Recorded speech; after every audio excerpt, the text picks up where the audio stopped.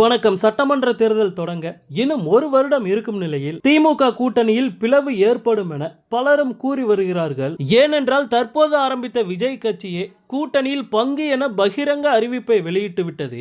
இதனிடையே பாஜகவும் சுதாரித்துக் கொண்டு அதிமுகவுடன் கூட்டணி வைத்து இலை மேல் தாமரை மலரும், கட்டாயம் கூட்டணி ஆட்சிதான் என்று கூறுகிறார்கள். ஆனால் அதிமுக அதற்கு ஒப்புதல் தரவில்லை என்று கூறப்படுகிறது.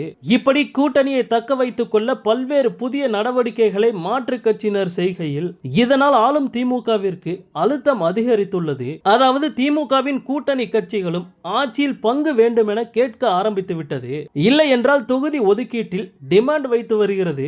இதன் வெளிப்பாட்டை சமீபத்தில் விடுதலை சிறுத்தைகள் மற்றும் காங்கிரசிடம் பார்க்க முடிந்தது.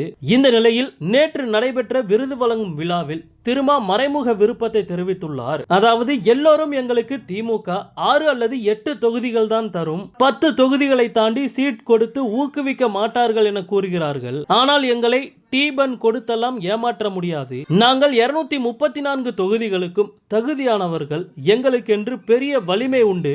நான் இவ்வாறு சொல்வதில் ஆணவமில்லை, தேர்தல் மதிப்பீட்டிலும் கூறவில்லை. சமூக சூழல் களம் மாறி உள்ளது, அதை வைத்துதான் சொல்கிறேன். எனக்கு பதவி நாற்காலி மீது பெரிய நம்பிக்கை என்பதில்லை. அது இல்லாமல் கூட கீழே அல்லது பிளாஸ்டிக் சேரில் அமரக்கூட தயார். ஏன் தேர்தலில் இனி போட்டியிட போவதில்லை என்று கூட அறிவிக்கலாம்.